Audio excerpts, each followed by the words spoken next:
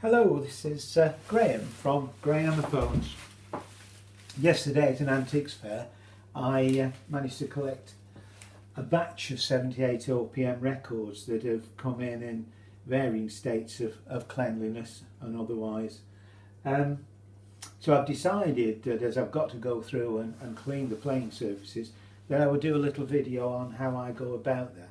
Now, visitors to my site will have seen that there was previously a short video on cleaning records. Well, I've changed it. I've added little bits to it since then in order to make the cleaning process a bit more effective.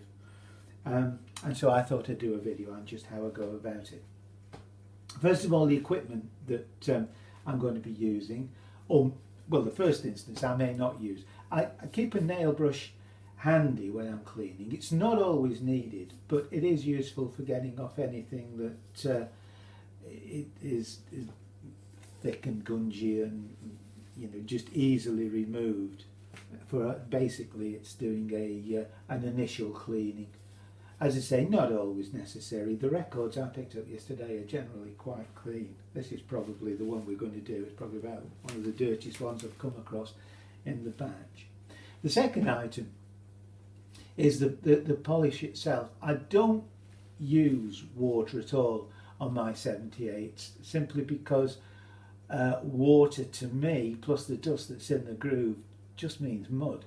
So I tend to use a silicone spray. This has further advantages which we will come to later on in the video, but this is a multi-surface silicone spray that is intended for a range of surfaces, including plastic. So I know that's not going to damage my record.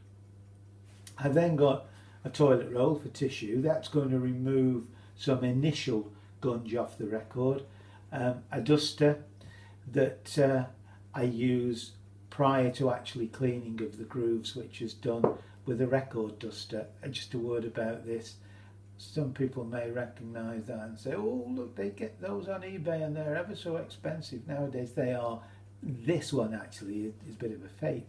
I picked it up for a couple of quid, and no transfer on it, and I had a spare transfer, so I've put that on. So I'm not actually using one of those overpriced ones that you frequently come across on eBay.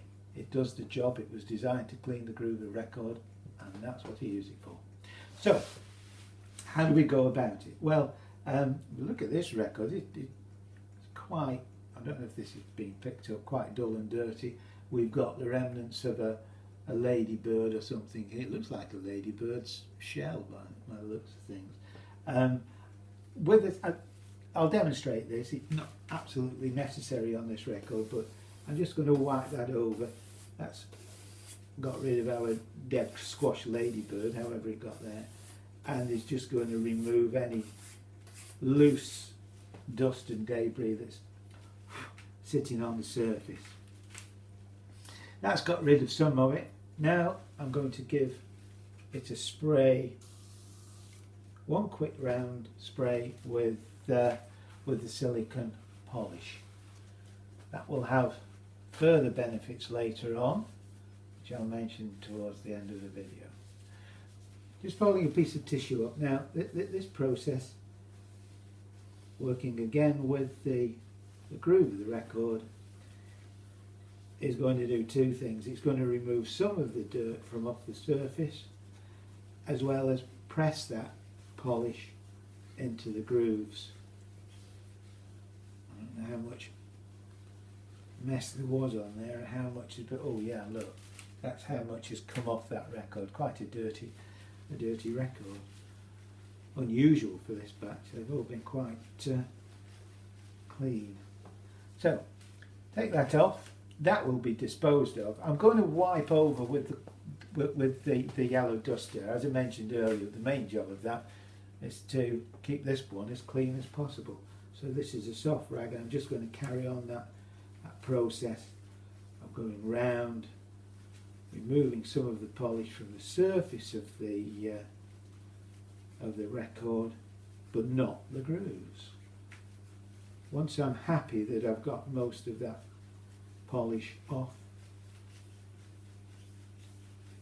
the record surface, wee bit on there, look, you can see.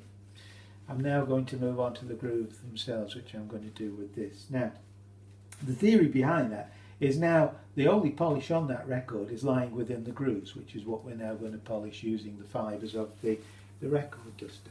So I'm going to move that round and round. Now, as you do this, you will see it changes varying shades as it starts and pushes the polish about the groove of the record.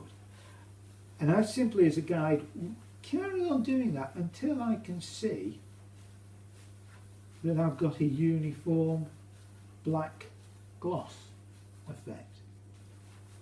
Now, I have taken a little hand microscope and had a look at the grooves to see how clean they are, and to me they look spotless. I can't obviously show you that because I haven't got the equipment with which to take a macro photograph that's required there. But this, you can also feel it. This duster is skipping around here quite freely. That eventually will get clogged up, and I usually wash that off and dry it off with a hairdryer. Be very careful not to get it over wet. I'm just going to give it a final polish with the duster, and there is the final cleaned record. Now, I mentioned the silicone spray used for cleaning, but it has two additional benefits. The silicone spray is going to reduce the friction in that groove, therefore it's reducing the friction between the needle and the sound box and the groove as it's playing. That is going to have two benefits. One, it's going to cut down record wear, and the other benefit is that it's going to make movement of the turntable underneath the needle easier, and therefore in a situation where you have a weakened motor spring, that could be beneficial because it's providing less resistance to the spring in the motor, and therefore is a useful partial remedy to dealing with a weak motor spring. Well, that's it. Hope you've enjoyed it, and I hope it proves useful. Thank you very much for watching.